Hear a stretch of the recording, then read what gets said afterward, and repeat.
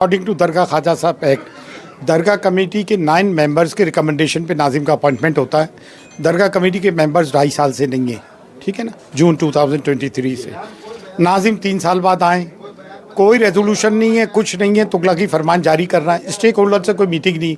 और 17 दिसंबर से शुरू हो रहा है, उसके पहले ऐसा पिछले साल भी इन्होंने हमने कोऑर्डिनेशन करके जो सही मानों में एनक्रोचमेंट था वो हटा दिया। ये हमारे दलान के अंदर पेटियाँ, उसमें गिलाफ होते हैं, चादर होते हैं, तबर्रुक होते हैं, प्रसाद होता है, वो ज़ायरीन को देते हैं, उसे एनक्रोचमेंट मान रहा है। वो जो भी है बैठ के बात करते, तुगलकी फरमान जारी कर दिया, कभी लाइसेंस की बात, कभी इसकी बात, कभी ये। नाजिम खुद इलीगल है, इसका appointment according to Dargah Khwaja Sahab act हुआ ही नहीं है।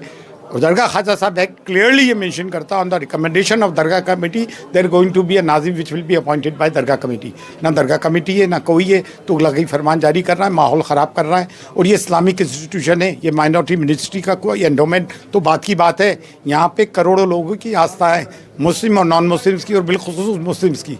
अगर ये इस तरह की हरकतें करेंगे, माहौल ख़राब होगा, तो उसकी टोटल जिम्मेदारी नाजिम पर होगी, दरगाह नाजिम बिलाल खान पे, जो कुछ नहीं जानता। He is a stupid person. अच्छा सरवर जी, ये बताएं तो तमाम खादिमों का इकट्ठा होने का क्या मकसद है? मकसद ये है कि हम ये दादागिरियाँ बर्दाश्त नहीं करेंगे दरगाह कमेटी की। इनफ इज़ इनफ, हमारी सहनशीलता की हद हो गई है।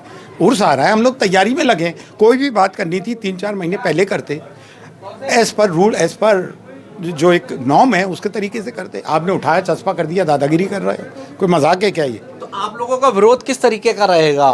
पब्लिक प्रशासन जानना चाहती है। वो तो जब देखेंगे क्या होगा, जब होगा देखेंगे। फिलहाल अभी आपने बात रखी है। हाँ, अभी तो बात रखी है। अच्छा, दूसरा ये बताएं, जो लाइसेंस की बात चल रही है उसका क्या सोच रहे हैं? अरे काहे का, उनके कहने से कुछ हो जाएगा क्या? लाइसेंस हमारी खुद दरगाह अंजुमन जो है, ये सोसाइटीज़ 1860 सोसाइटीज़ एक्ट में रजिस्टर्ड है, पहली बॉडी है। डेमोक्रेटिक प्रोसेस से इलेक्शन होता है, हर 3 साल में रिफ्रेश की जाती है अंजुमन इलेक्शन लिस्ट। तो हमारे तो ऑलरेडी रिकॉर्ड है, चाबियों का रिकॉर्ड है। इनके पास तो वो रिकॉर्ड भी नहीं है। 120 साल से कलीद बर्दारी का रिकॉर्ड है, बादशाह शाहजहां के ज़माने से रिकॉर्ड है, इंपीरियल ऑर्डर्स है, कोर्ट वर्डिक्ट्स है, तमाम रिकॉर्ड तो हमारे पास मौजूद है। तो इन्होंने आज इश्तेहार दिया है अखबार में। इश्तेहार से कौन होता? अरे कौन देगा आवेदन? उदा हेल दे यार, काय का आवेदन देना, कुछ नहीं। तो ये भी आप लोग कहते हो कि जो आपके जो बच्चे होते हैं जन्मजात से ही वो खादिम हो जाते हैं, तो ऑलरेडी यानी कि आपके परिवार से कोई बच्चा हुआ तो वो रजिस्टर्ड ही हो गया है भाई। जैसे आपके हरिद्वार में, पुष्कर में पुश्तैनी राइट्स ही तो होते हैं पंडों के, हम भी पंडे हैं। ये जो आप देख रहे हैं कि यहाँ का रिपेयर और मेंटेनेंस, रास्ते जो चौड़े होने उसके ऊपर चर्चा हुई है।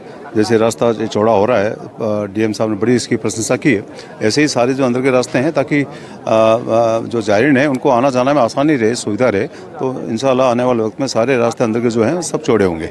जी, यही बात। इसमें जो चीज़ें, जो जायरीन के बीच में रास्ते में चीज़ें आने वाली है, जो अनऑथराइज्डली लोगों ने जो सामान या बॉक्सेस लगा रखे हैं, तो उस पर मिलजुल के समझ बूझ के इनको चीज़ों को हटाई जाएगी वहाँ से, ताकि जायरीन को मैक्सिमम सुविधा हो। ये हम भी चाहते हैं और खुदा मज़ाद भी चाहते हैं, और प्रशासन भी यही चाहता है। ठीक है, हाँ जी जी।